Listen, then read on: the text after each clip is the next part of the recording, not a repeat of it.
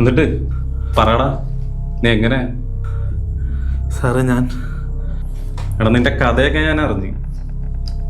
അപ്പൊ നിന്റെ സ്റ്റേറ്റ്മെന്റ് എടുക്കാനാണ് ഞാൻ.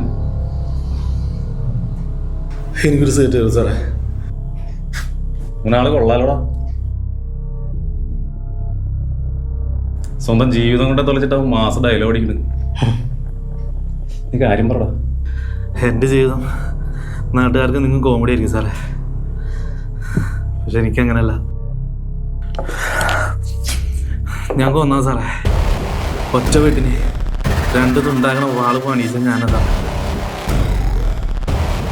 സാറിനറിയില്ല എന്ത് സന്തോഷത്തോടെ പോയിരുന്ന കുടുംബമാണ് എൻ്റെ എന്നറിയോ. ശരി സാറേ, ദാരിദ്ര്യം ഉണ്ടായിരുന്നു സാറേ, പക്ഷെ അവളുടെയും കൊച്ചിൻ്റെ കാര്യത്തിന് ഞാനൊരു കുറവ് ഞാൻ വരുത്തിയിട്ടുണ്ടായില്ല സാറേ. ജീവിക്കാനുള്ള നെട്ടോട്ടത്തിൽ അവളെനിക്കൊന്നും സ്നേഹിക്കാൻ പറ്റിയില്ല സാറേ, അത് സത്യം. അവിടെ പാളില്ലടാ. എന്നാലും ഞാൻ ഈ ഓടിയത് അവൾക്കും കൊച്ചിനും വേണ്ടിയിട്ടല്ല സാറേ. എന്നിട്ട് അവളെന്നോട് ഈ ചതി കാണിച്ചപ്പോൾ എനിക്ക് സഹിക്കാൻ പറ്റിയില്ല സാറേ. എടാ, നീ ഇങ്ങനെ ഇത് മോങ്ങിട്ടൊന്നും കാര്യമൊന്നുമില്ല.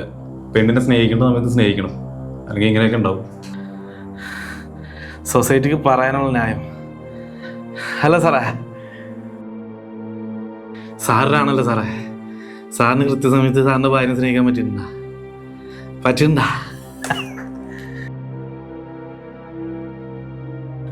ഇല്ല സാറേ, പണിത്തിരക്കും പ്രാരാബ്ദമുള്ള ഒരാൾക്കും അത് കൃത്യസമയത്ത് പറ്റാറില്ല സാറേ. ഇതൊക്കെ എല്ലാരും പറഞ്ഞ ന്യായമല്ലടാ.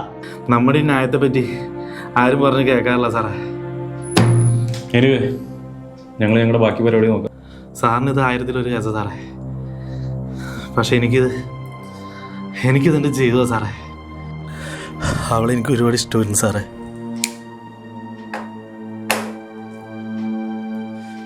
വിളിച്ചോടാ.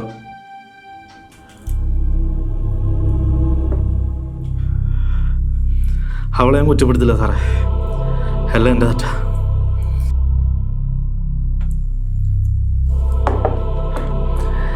സാറേ എന്താടാ പറ.